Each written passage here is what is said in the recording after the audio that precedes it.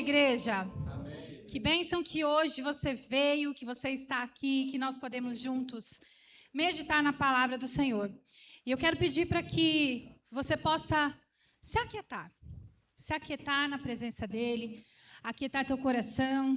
O Senhor, Ele quer derramar sobre a nossa vida hoje e que nosso coração possa ser como uma terra fértil, nosso coração possa receber. Mas mais do que isso, mais do que receber, é o que a gente vai fazer com isso, né? É o que a gente coloca em prática depois que o Espírito Santo traz até nós. Eu quero ler com você Êxodo, no capítulo 21, e nós vamos, logo em seguida nós vamos orar. Mas eu quero ler essa palavra que está em Êxodo 21. Os versículos que nós vamos ler é do 1 ao 6. Não sei se já está aí no telão, mas nós vamos começar. Vamos lá? Estes são os decretos que você apresentará a Israel. Se você comprar um escravo hebreu, ele não poderá servi-lo por mais de 6 anos. Liberte-o no 7º ano, e nada lhe deverá pela liberdade. Se ele era solteiro, partirá solteiro. Mas se era casado, antes de se tornar seu escravo, a esposa deverá ser liberta com ele. Se o seu senhor lhe deu uma mulher em casamento enquanto ele era escravo, e se o casal tiver filhos e filhas, somente o homem será liberto no 7º ano. A mulher e os filhos continuarão a pertencer ao Senhor. O escravo, versículo 5, o escravo, contudo, poderá declarar: eu amo meu senhor, minha esposa e os meus filhos, e não desejo ser liberto. Nesse caso, seu senhor o apresentará aos juízes e em seguida o levará até a porta ou até o batente da porta e furará a orelha dele com um furador. Depois disso, o escravo servirá a seu senhor pelo resto da vida. Feche os teus olhos. Pai, nós estamos aqui diante da tua palavra e ela é viva, ela é eficaz e nós queremos que ela fale conosco, que ela venha ao nosso coração e que possa revelar as verdades profundas que nela estão contidas e que nós venhamos, Pai, compreender as verdades que a tua palavra coloca para nós como prática ainda hoje. E que nosso coração possa estar, ó Deus, cativo ao Senhor agora, os pensamentos cativos ao Senhor agora, para que nada nos distraia, para que nada nos leve, ó Deus, para outros lugares, para preocupações, para as contas que nós temos que pagar, para os nossos compromissos de amanhã e dessa semana, mas que nós possamos estar aqui de corpo, mente, alma e coração, no nome de Jesus. Amém? Amém? O escravo da orelha furada. Essa é a meditação que o Senhor tem para nós aqui nessa manhã.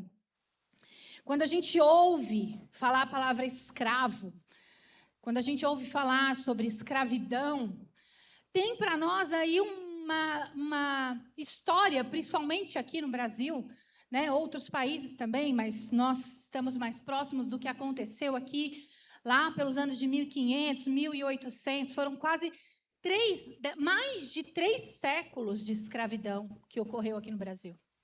E quando a gente ouve falar de escravidão, essa palavra para nós, ela é estranha.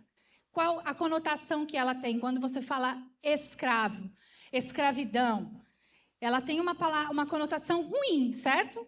Ela é uma palavra que traz um estranhamento, porque imediatamente a gente pensa nessa escravidão brutal que aconteceu aqui no Brasil, né? Porque é o que está mais próximo aqui da gente.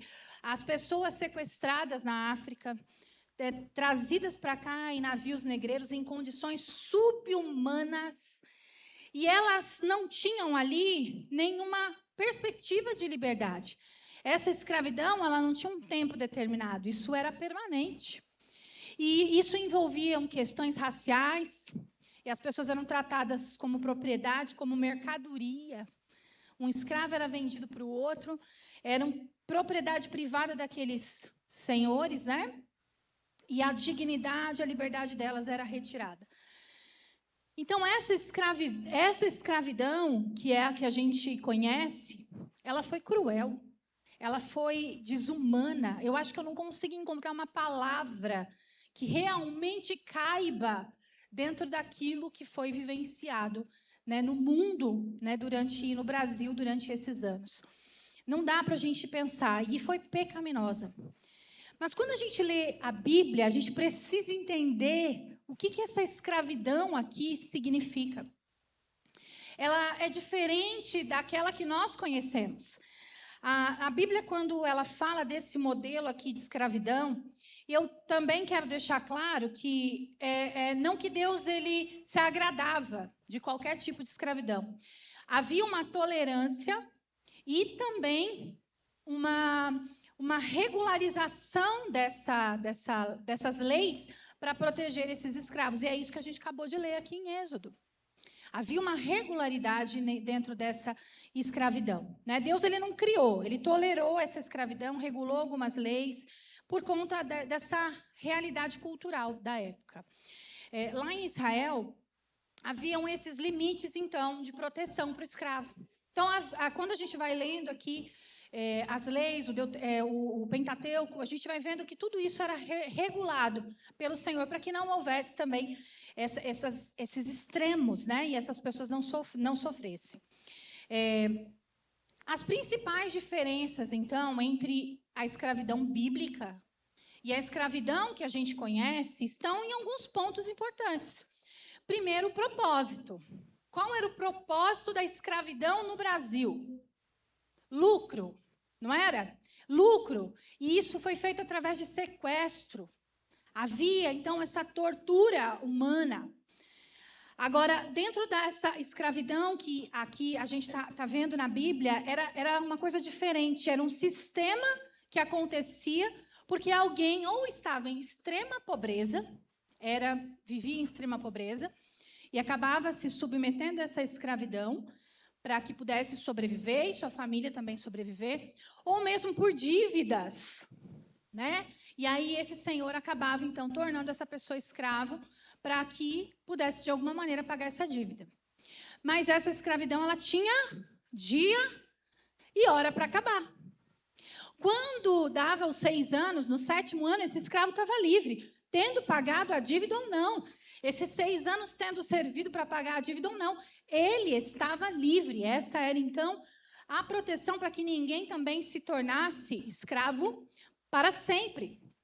Então, dentro desse sistema que a gente está vendo aqui, algo é revelado para nós, muito profundo. Algo que o Senhor deixou para que a gente hoje aqui também pudesse entender a nossa condição. Como nós somos e quem nós somos. E essa verdade é profunda, ela é linda. E ela tem a ver, e a gente vai entender melhor aqui ao longo da ministração, ela tem a ver com o nosso relacionamento com Deus. Esse escravo da orelha furada, depois que a sua dívida ali estava paga, sua dívida foi quitada naqueles 6 anos, ele podia ir embora, mas ele dizia: eu escolho ficar. Eu quero ficar. E isso revela também aqui o nosso relacionamento com o Senhor. Senhor, eu fico, eu estou porque eu te amo. Eu fico porque eu sei quem o Senhor é. E é isso que a gente vai ver aqui. O servo que podia ir embora, mas escolheu ficar. Esse texto aqui de Êxodo, ele apresenta para nós essa situação que é muito peculiar. É muito diferente de tudo isso. Um escravo que podia ir, que estava aí, então, agora, diante de uma oportunidade de viver uma vida que, de repente, ele não conhecia, uma vida diferente, ele diz: eu escolho ficar, eu quero ficar. E esse escravo, né, a Bíblia fala que, mesmo diante dessa liberdade, essa declaração era inesperada, porque eles podiam, então, experimentar essa outra vida. Mas por que esse escravo, de repente, então, escolhia ficar naquele lugar? Quais seriam, então, as razões que faziam com que esse escravo ficasse? Quando a gente lê o texto, a gente pode até pensar, bem, pode ser que ele tivesse tido mulher e filhos durante esse tempo aí da escravidão, mulheres que ele obteve depois desse tempo, e ele ia ter que deixar essa família. Pode ser por isso, pode ser por essa motivação, pode ser por essa motivação. E os escravos que não tinham mulheres e filhos e que mesmo assim decidiam que ficariam. E aqueles que mesmo podendo ir embora, diziam, eu vou ficar. Porque o meu Senhor me tratou com dignidade. Porque o meu Senhor cuidou de mim. Porque o meu Senhor me deu casa e me fez pertencer. Quantos escravos eles permaneciam, porque eles eram acolhidos, tratados bem. E aqui tudo a gente está falando de situações humanas. E ao longo desses anos todos, a relação entre senhor e servo, ela era uma relação que muitas vezes, dependendo do senhor e dependendo do servo, era uma relação construída e estreitada. A gente vê, por exemplo, no exemplo de Abraão, que pede, que manda, não sei se eu estou confundindo os nomes, se eu estou botando também o leão na fornalha, igual o André fez esses dias, mas que pede para que o escravo vá buscar uma esposa para Isaac.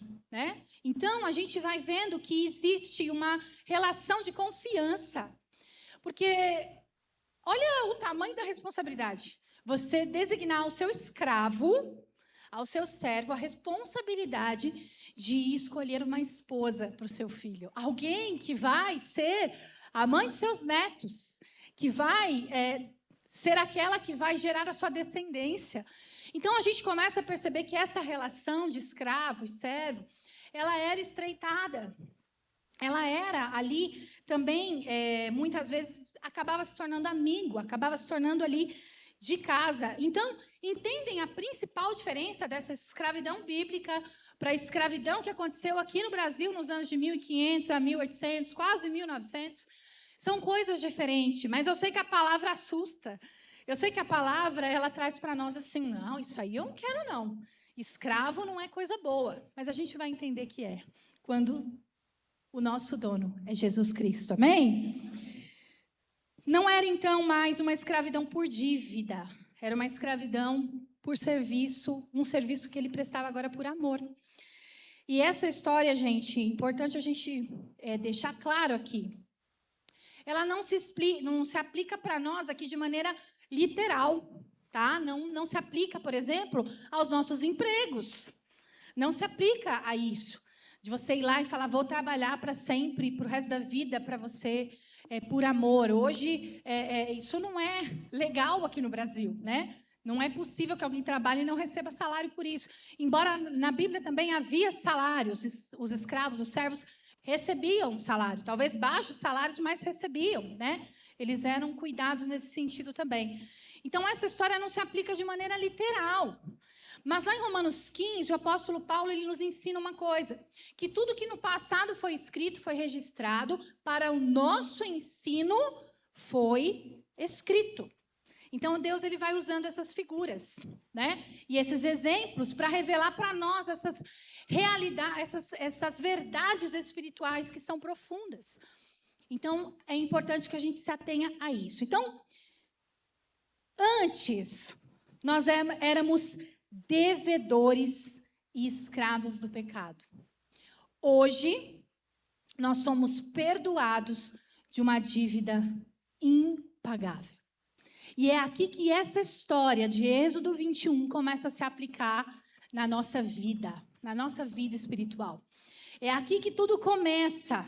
Porque antes de Cristo, a escravidão espiritual também era a nossa condição. Nós também éramos escravos. Lá em Colossenses 1:13, o apóstolo Paulo ele afirma o seguinte: Deus, nos resgatou das trevas para o reino do seu Filho amado. Nós fomos resgatados. Se nós fomos resgatados é porque nós estávamos perdidos, porque nós estávamos ali complicados, a nossa situação estava complicada. Romanos 8,15, ele fala assim: pois vocês não receberam um espírito que se torne de novo escravos medrosos, mas sim o Espírito de Deus que os adotou como seus próprios filhos, e agora nós os chamamos Abba, Pai. Nós não temos mais o espírito do medo. Nós não somos mais escravos do pecado. Nós não somos mais escravos desse medo que nos aprisionava. Então, mas aqui isso revela que a nossa condição era essa antes da obra de Jesus na cruz. Esse era o nosso lugar. Antes que Cristo viesse e nos resgatasse, aqui era o nosso lugar, escravizados pelo medo, escravizados pelo pecado. E quer que a gente queira, quer não, não tem como você falar, não, isso aí não é comigo, não. Não tem. Mesmo aqueles que não conhecem a palavra do Senhor, nós não temos como fugir. Nós éramos escravos do pecado. E há muitas pessoas que ainda são escravas do pecado. E isso precisa tocar o nosso coração. Isso precisa, de alguma maneira, nos impelir a levar a palavra do Senhor. Porque há pessoas que hoje estão nessa condição, aprisionadas. E essa escravidão do pecado, ela é muito pior. É muito pior do que a escravidão do corpo. Porque o corpo perece, a gente morre e acaba.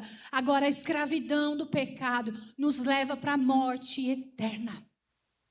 Essa escravidão, ela é muito pior e isso precisa nos impelir de alguma maneira a levar a verdade que liberta as pessoas que estão em cativos. E a gente assim do teu lado. Tem pessoas que estão em cativeiro, estão amordaçadas por Satanás, estão com os pés e as mãos amarrados, com os ouvidos tapados, os olhos cegos, não conseguem enxergar. Essas pessoas estão do teu lado, mas o Senhor hoje está nos chamando para libertar cativos. O Senhor está nos chamando hoje para que pessoas possam se tornar escravos, mas agora da orelha furada. Escravos por amor, escravos de um Senhor que ama e que morreu, que ressuscitou para nos salvar, para nos libertar de todo o pecado, da justiça e do juízo de Deus. Essa escravidão, ela começou no momento da queda, no momento em que Adão e Eva pecam. Ali, nós nos tornamos escravos do pecado. A palavra de Deus, ela fala que nós nascemos em pecado. A gente olha para os bebês aqui, né? Estava com a Lisa ali no colo, um Apolo ali no colo do Pepe. A gente olha para os bebês e a gente pensa, como assim é um pecador?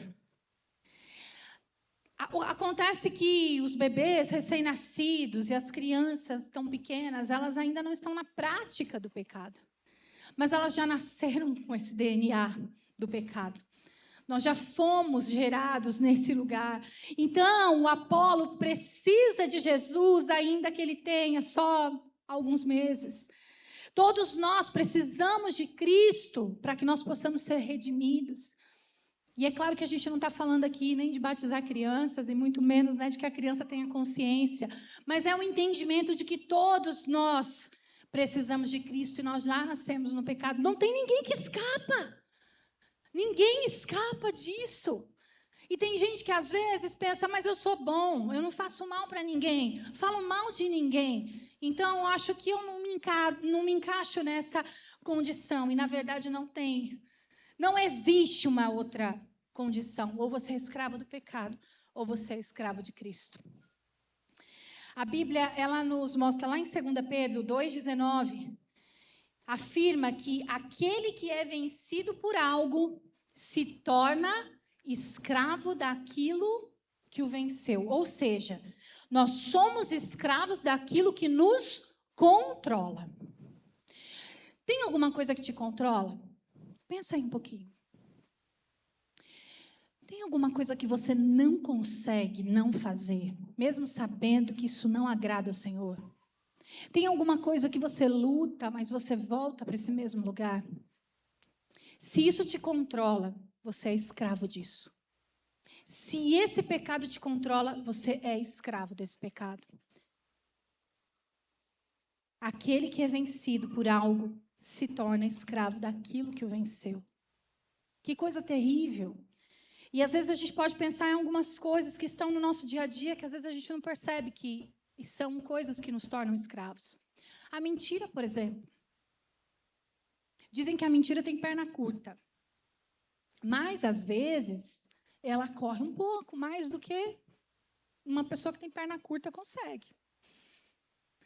A pessoa conta uma mentira para então se proteger, sair de uma confusão. Só que para depois sustentar aquela mentira, ela precisa contar outra. Aí aquela outra, ela precisa contar outra. E aí tem uma hora que ela nem lembra mais o que foi que ela disse. E aí isso começa a enredar. Só que isso pode se tornar também uma forma de viver. Uma forma de se safar. Porque às vezes é complicado, né? Dizer, poxa, é verdade, eu errei aqui. Eu não devia ter feito isso. Eu fui distraído, eu não percebi, enfim, eu errei. É muito mais fácil fazer isso do que se enredar numa mentira e depois ter que ser controlado por ela. Lembrar de cada detalhe, porque depois você vai precisar ficar lembrando dos detalhes para você continuar essa situação, sustentar essa situação. A pornografia, a imoralidade sexual são coisas que têm controlado as mentes e os corações. Sempre fez isso a vida inteira. Paulo bate fortemente na tecla da imoralidade sexual. E isso tem controlado mentes e corações. E aí a gente precisa se perguntar, será que isso tem se tornado um meu Senhor? Será que os pensamentos imorais ou as ações imorais, elas têm se tornado meu Senhor? Eu não consigo controlar. Então você é escravo desse Senhor que te controla. Álcool, substâncias que são usadas para sair ou fugir dos problemas. Quantas pessoas começam assim? Eu preciso relaxar. É só para que eu esqueça um pouco das coisas. Porque não tem capacidade de autorregulação emocional ou de entregar isso aos pés do Senhor e falar, Senhor, está completamente difícil isso aqui, eu não consigo lidar. Então, Senhor, me ajuda, toma-me pelas mãos e me ajuda a resolver essas questões. Aí é mais fácil fugir para o álcool, para drogas. Porque isso traz aí uma leveza por um tempo, mas depois que passa o efeito, o problema está todo ali e a gente não se fortaleceu. E isso torna-se nosso Senhor. Se nos controla, torna-se nosso Senhor. Uma outra coisa que é muito perigosa, o amor, a cobiça ao dinheiro. Isso também pode se tornar o nosso Senhor. E às vezes parece uma coisa boa. Porque é muito bom trabalhar. É muito bom ganhar o nosso dinheiro. É claro que é. Não estou aqui falando contra isso, porque eu também gosto. Mas quando isso passa a tomar as nossas vidas de uma forma que isso torna-se o alvo, o foco. Eu não consigo mais ter tempo para o Senhor, eu não consigo mais ter tempo para orar, eu não tenho tempo mais para me aprofundar na palavra, eu não consigo mais ter tempo para comunhão com os irmãos, eu não consigo ter tempo para estar aqui em comunhão na igreja, para servir o Senhor, não só na igreja, mas em comunidade, individualmente. Se isso está me roubando, isso tem sido o meu Senhor. E se isso está se tornando meu Senhor, eu sou escravo da cobiça, do dinheiro, das posses, da posição, do status. Ressentimento, falta de perdão. Quantos aqui já precisaram perdoar uma coisa que parecia imperdoável? Quantos de nós? Parece que tem coisas que acontecem que fica assim difícil de perdoar.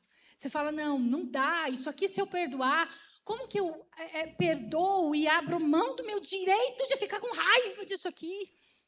Como que eu perdoo e abro mão do meu direito de dormir e acordar, imaginando essa situação? Porque é isso que a falta de perdão faz com a gente. Quando a gente não perdoa, você dorme, acorda, almoça, toma café e faz todas as suas atividades com aquela pessoa que te feriu. E essa falta de perdão passa a dominar a nossa vida, domina nossas ações, domina os nossos atos. A gente gira em torno dessa situação que aconteceu. Porque a gente sente o quê? Eu tenho direito. Eu tenho direito de continuar com raiva. Eu tenho direito de continuar irado, magoado. Não quero saber. E eu vou dizer para você uma coisa, e eu sei que tem pessoas que não concordam com o que eu vou dizer agora. E eu respeito sua opinião. Mas existem coisas e situações que você vai precisar perdoar e se apartar. Tem coisas que você não pode continuar convivendo, porque te colocam em risco, te colocam em perigo. Pessoas que sofrem agressão, que sofrem abusos, como que continua convivendo com esse agressor que muitas vezes não mudou, que não houve arrependimento? Perdão não tem nada a ver também com não denunciar crimes. A gente perdoa e denuncia. E não é vingança a denúncia. A denúncia não é uma vingança. Na verdade, a denúncia é uma obrigação legal. É uma obrigação de nós como cidadãos. Então, a gente não pode confundir perdão com falta de ação diante de situações que exigem ação. O perdão, na verdade, ele é um sentimento rancoroso que vai nos levando e fazendo com que nossa vida ela se arraste. A pessoa que não consegue perdoar, ela acaba se arrastando, ela não vive. Então, deixa o Senhor sondar o teu coração nessa hora. Se há situações ainda dentro de você que precisam ser agora libertas pelo Senhor com relação ao perdão, Ele hoje está aqui com liberdade para você nesse sentido. O Senhor está aqui te chamando para a liberdade do perdão, para a liberdade de caminhar, deixando livre o direito de ter rancor. Deixa que o Senhor faça isso no teu coração agora. Só que o que acontece? Quando nós éramos, então, escravos do pecado, estou colocando aqui no passado, tá? Porque eu creio em nome de Jesus que nós já fomos libertos do pecado. Mas se essa não é a tua condição, tem tempo ainda para isso. O Senhor está aqui te chamando para essa liberdade.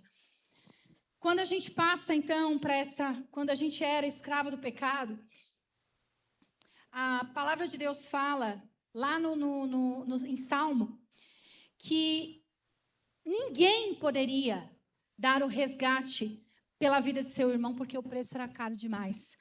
Então, o pecado deixou a gente com uma dívida. Quando Adão e Eva pecam, eles colocaram na nossa conta uma dívida enorme. E a gente não tem condição de pagar essa dívida. Aqui em Salmo 49, 7 e 8 afirma: o resgate é caro demais. O preço é alto demais. Ninguém tem condição de pagar essa dívida. Ninguém. Ainda que você morra por essa dívida, o teu sangue não vale nada. Porque só o sangue de Cristo poderia fazer isso. Só o sangue do Cordeiro imolado naquela cruz poderia pagar esse preço tão alto. Ou seja, gente, não tem solução humana para isso. Não tem, nenhuma religião resolve. Nenhuma boa obra nossa vai resolver isso também. Nada do que a gente faça resolve. A dívida está aí. Qualquer esforço que você tenha para pagar, você vai se frustrar. Não tem como. Mas aí Jesus veio para resolver o nosso problema. Mas aí Jesus, ele veio pagar aquilo que nós jamais conseguiríamos resolver sozinhos. A dívida pelo pecado. Tudo foi colocado sobre ele, tudo. E lá na cruz, quando ele completa essa obra, Jesus, ele dá um brado e ele grita: tetelestai, está pago, está consumado. Só ele podia fazer isso. Eu e você não tinha como. O escrito da nossa dívida, ele foi cancelado. Ele cravou na nossa alma, tetelestai. Foi cancelada a dívida que nós tínhamos, que era impagável. Mas tem um detalhe muito importante nesse processo aqui. Lá na cultura antiga, Quem pagava a dívida de um escravo se tornava dono dele. Quem pagava uma dívida, porque essa dívida lá daquele escravo, lá de Êxodo, ela tinha como ser paga. Ou alguém vinha, um parente vinha e pagava, resgatava e pagava essa dívida. Um pouco parecido como aconteceu com Boaz e Ruth, que ele resgata Ruth daquela condição que ela estava, porque ele era um parente próximo. Ou um parente vinha e resgatava e pagava aquela dívida. Ou então, aquele senhor muito bom podia perdoar também essa dívida. Ou então no ano do jubileu, que acontecia a cada 50 anos. Então, podia ser que alguém nunca fosse liberto. Podia ser que alguém nunca tivesse essa condição de liberdade. Mas se alguém pagasse a dívida daquele escravo, se tornava dono dele. E aí ele poderia, então, ir para outro dono. Então, gente, isso significa que espiritualmente falando, nós não deixamos de ser escravos. Nós só não somos mais escravos do pecado. Mas agora nós mudamos de dono. O nosso dono agora se chama Jesus Cristo. Ele pagou a nossa dívida e ele se tornou o nosso dono. Como é bom pertencer a ele. Nós estávamos na mão do inimigo, na mão de Satanás, na beirada do inferno. Mas Jesus veio, cancelou o nosso escrito de dívida e nos trouxe para o reino dele de amor. E ele não obriga ninguém a ficar. Não, você está livre para ir. Ele não obriga você a ficar. Ele não obriga, não é por força. Você não precisa permanecer, você tem liberdade para ir. Total liberdade. Porque também não tem, como eu falei, não tem neutralidade, não tem meio termo. Ou você é escravo do pecado, ou você é escravo de Jesus. Você pode escolher. Fica aí, a sua escolha. E alguém pode pensar assim, mas peraí, né? Deus não está sendo tão justo assim, não. A gente não está tão livre assim. Porque se a gente não se submete a Ele, a gente vai para o inferno. Então, também não tem tanta liberdade assim, não. Não é uma liberdade assim tão grande. A gente tem duas escolhas. Ou a gente é escravo do pecado, que nos leva para o inferno, que nos aprisiona, que nos faz estar em lugares no lamaçal, que nos humilha.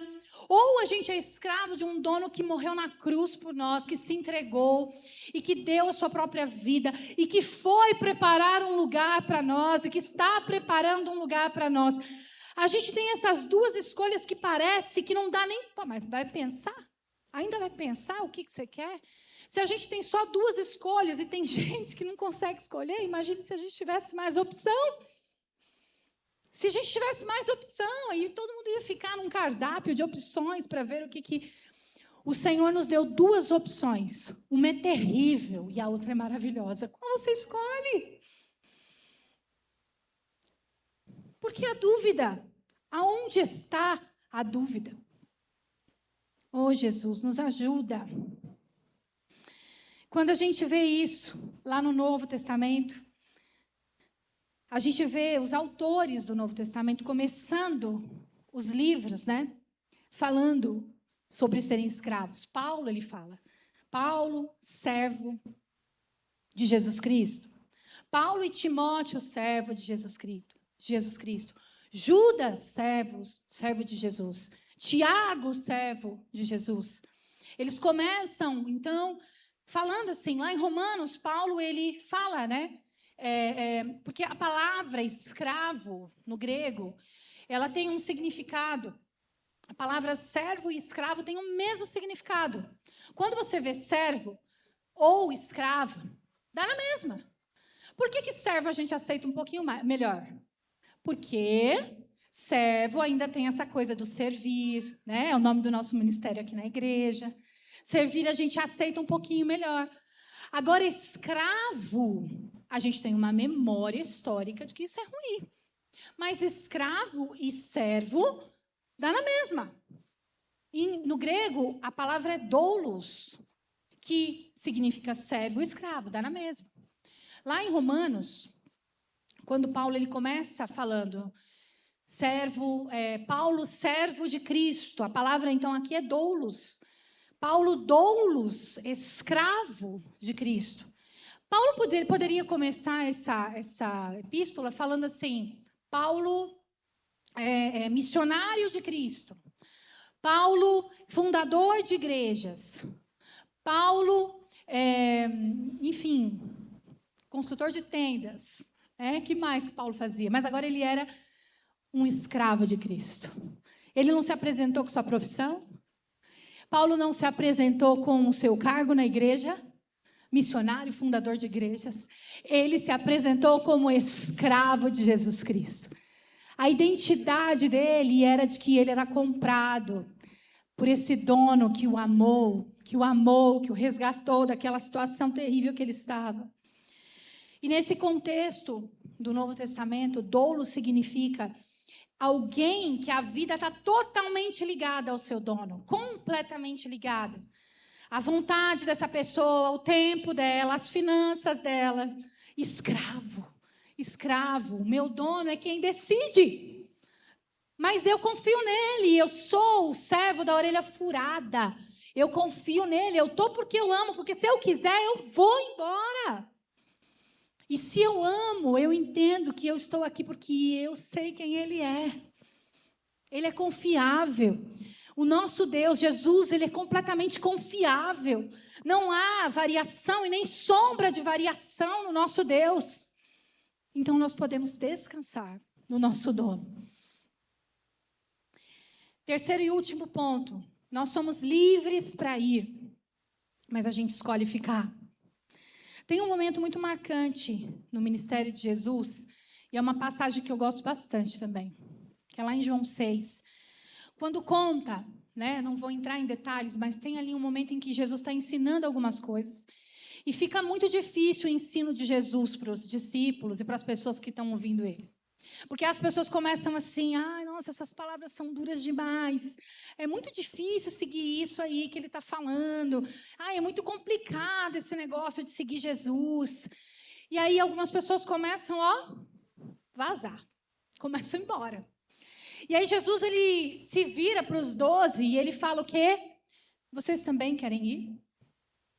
Se vocês querem ir, vocês também. Essa pergunta de Jesus, ela revela a liberdade. Vocês não estão presos a mim. Vocês podem ir. E aí Pedro, ele vem com uma das declarações mais lindas das passagens dos evangelhos. E Pedro vem e diz assim para Jesus, Senhor, para onde? Para onde? Para onde nós poderíamos ir? Se só o Senhor tem as palavras de vida eterna. Se só em Ti eu encontro vida. Se só em Ti eu sei que eu sou amado. Eu sou tão amado, porque eu não quero ir, não. Eu nunca fui tão amado assim. Eu nunca me senti tão pertencente assim. Para onde eu vou? É difícil. As palavras são duras, as exigências às vezes parece que a gente não vai conseguir cumprir. Mas para onde mais? Para onde mais nós podemos ir que nós vamos nos sentir filhos? Filhos amados. Jesus, ele não manipula, ele não força, não prende ninguém. Ele coloca essa decisão diante dos discípulos. E essa resposta de Pedro é de quem entendeu quem é Jesus. Ele entendeu. Nós somos libertos, a porta está aberta. Você pode ir. Mas o nosso coração, que tem juízo e entendimento, ele responde, não. Eu quero ficar, eu não quero ir embora. Tem aquela canção, que eu não sei de quem é, mas que canta assim, É aqui que eu me sinto muito bem. É aqui que eu me sinto muito bem. Não há outro lugar melhor. E esse lugar é aos pés de Jesus. Esse é o lugar diante do nosso dono, do nosso Senhor. O mundo, ele pode olhar para nós e pensar que seguir a Jesus é perda de liberdade. Porque você já deve ter escutado isso. Esse crente não pode fazer nada. Crente deve ser uma vida chata. Crente não pode escolher, não tem liberdade para fazer nada. Mas a verdadeira liberdade não é fazer tudo que a gente quer. Porque se a gente fizer tudo que a gente quer, a gente vai para o buraco. Se eu fizer tudo o que eu quero, talvez eu nem saúde tenha. Se eu fizer tudo o que eu quiser. Eu não quero ir treinar na academia. Não quero. Nem o André. É muito difícil. Se eu fizer tudo o que eu quiser, se eu me entregar aos meus próprios desejos, a gente está enrascado. Então, a liberdade não é fazer tudo o que se quer. Mas muitas pessoas acham que isso é liberdade. Viver presa a esses vícios que a gente falou, viver presa à pornografia, viver presa... É que eu estou falando aqui coisas óbvias, né? Coisas que são mais assim, que às vezes acontecem com mais frequência, a gente fica sabendo mais, ou você tenha vivido mais. Mas tem pequenas coisas que nos levam para esse lugar de escravidão. E você pode pedir para o Senhor agora, Senhor, o Senhor que sonda e conhece o meu coração, faça essa oração como salmista, esquadrinha o meu andar, o meu deitar, o meu pensar, vê se há em mim algum caminho mau e, Senhor, guia-me pelas veredas eternas de justiça que só o Senhor pode fazer.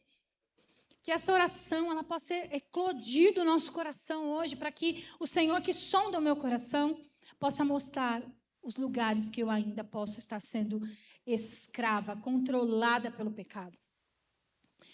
Pedro, em 1 Pedro 2,16, ele fala: vivam como pessoas livres, mas servos de Cristo. Você é livre porque você é servo dele. São as coisas que ninguém entende do Evangelho. Não são contradições, mas são dualidades do Evangelho. Os últimos serão os primeiros são os últimos. Você é livre, mas é servo. Viva como pessoas livres, mas servos de Jesus Cristo. A obediência de quem foi resgatado, ela não é uma opção. Ela é resposta natural. Você não obedece a Deus porque você é obrigado a isso. Isso é resposta natural de quem entendeu que foi comprado. Lá em Deuteronômio 11, a palavra ela fala para nós que quem ama a Deus guarda os seus mandamentos. João 14, 21. Aqueles que aceitam os meus mandamentos e lhe obedecem são os que me amam. E porque me amam, serão amados por meu Pai. E eu também os amarei e me revelarei a cada um deles. O princípio, gente, é o mesmo do Velho Testamento para o Novo Testamento. O amor gera obediência. E se nós somos aqueles que amam o nosso Senhor, nós precisamos obedecê-lo. A gente precisa entender que não adianta a gente dizer que crê em Jesus, mas a nossa vida ela não condiz com aquilo que a gente fala que acredita. Eu posso dizer que creio em Jesus, que eu acho que Jesus é lindo, que Jesus é maravilhoso, mas se a minha vida não condiz com esse Jesus que me resgatou, tem alguma coisa muito errada. Eu queria contar aqui uma história que é bem conhecida e que fala de dois irmãos. Os moravianos, eles eram um grupo, né, era um movimento do século XVIII. E houve tanto movimento do Espírito Santo na época dos moravianos. Houve conversões em massa, houveram avivamentos em massa, quando esses homens estavam ali buscando o Senhor. Houve um movimento de oração que durou por 100 anos. Eles começaram um movimento de oração. E quando há essa busca pelo Senhor, acontece que o nosso eu, ele é quebrado. O nosso desejo, nossa cobiça, ela não tem mais lugar. Quando eu começo a me esvaziar de mim mesmo, o Espírito Santo começa a me encher. Cada vez mais eu me coloco à disposição dele. Porque aí eu paro de ficar vendo problema, paro de ficar vendo só dificuldade, mas eu começo a entender que eu pertenço a um dono. E esses irmãos moravianos, eles entenderam isso. E o amor deles era por almas, eles queriam que as pessoas conhecessem Jesus. E eles descobriram que numa ilha do Caribe havia um grupo de escravos que não ouviam falar de Jesus. E eles pensaram, eu não posso deixar esses homens passar por essa vida sem saber, sem conhecer o Deus que me resgatou. Eu preciso ir lá, nós precisamos ir lá. Mas naquela ilha não entravam missionários. Não era possível entrar missionários naquela ilha. E aí o que eles fizeram? Se venderam como escravos. Para que eles pudessem entrar ali e habitar no meio daquele povo que precisava saber de Jesus. Eles venderam a própria liberdade. O corpo físico deles foi preso. Aquele senhor daquela ilha poderia até pensar, eu sou o dono deles. Mas, na verdade, eles eram comprados por um dono que já tinha pago o preço deles muito antes na cruz do Calvário. E eles estavam ali vendendo a vida, a liberdade dele para poder alcançar pessoas que precisavam ouvir de Jesus. Mentalidade do escravo da orelha furada. Essa é a mentalidade desse escravo da orelha furada, que é escravo por amor.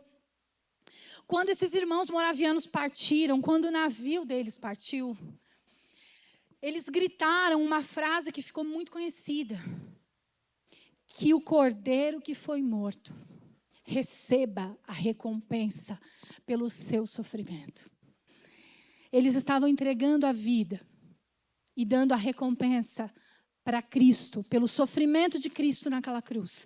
Que o cordeiro que foi morto receba a recompensa pelo seu sofrimento.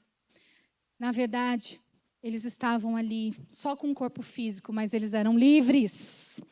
Livres, eles já tinham um dono.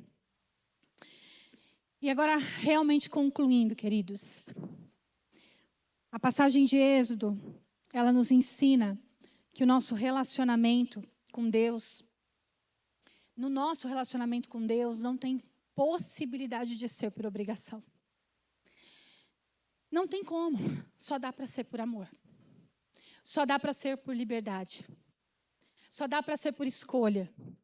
Se por acaso o teu relacionamento com o Senhor tem sido difícil, pesado, arrastado, por obrigação, eu sinto em lhe dizer que você está se relacionando sozinho.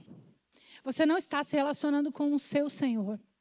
Porque o relacionamento com Ele só é possível por amor. Só é possível com essa entrega total, imparcial, do coração, da alma, do corpo, do controle das nossas vidas, do controle da nossa família, do controle dos nossos planos.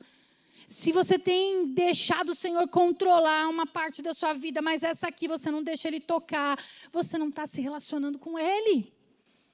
Você não está, porque o escravo da orelha furada entrega toda a direção da sua vida na mão do seu Senhor.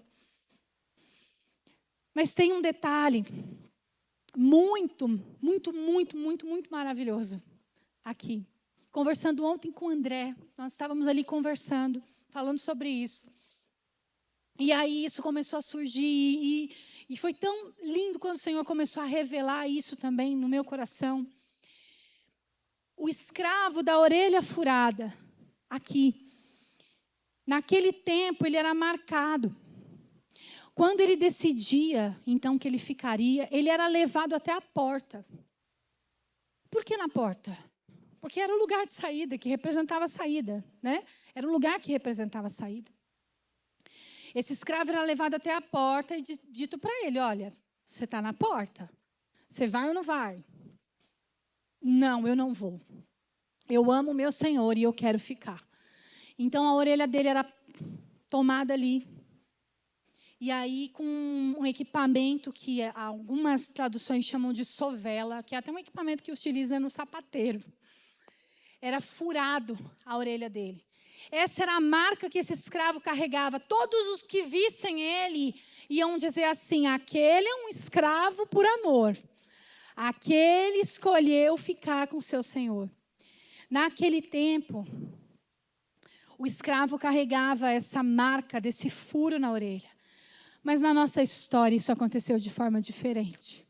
Isso aconteceu de outra maneira. Quando Jesus ele nos comprou, quando Jesus nos resgatou, quando nós nos tornamos escravos dele, os furos foram feitos nele. Os furos foram feitos nas mãos do Senhor. Os furos foram feitos nos pés do Senhor. Nós não carregamos esses furos. Dessa vez, quem carrega os furos é o Senhor que comprou e resgatou. É o Senhor quem comprou e resgatou. Nos resgatou da escravidão do pecado. Foram feitos nele. Essa marca que nós carregamos hoje, a marca que nós temos, ela é a marca do sangue. Hoje nós fomos selados pelo Espírito. Nós fomos selados por aquele que nos amou, que nos comprou. Mas os furos ficaram no nosso Senhor. Ele fez isso por amor a mim e por amor a você. E que nossa resposta natural seja: Senhor, eis-me aqui. Senhor, eu estou aqui porque eu sei que não há outro lugar melhor, não há outro lugar onde eu quero estar. Então eu estou aqui para ser este escravo por amor. Amém? Então eu quero te convidar a ficar em pé. Eu quero te convidar a fazer esse tempo aqui de oração.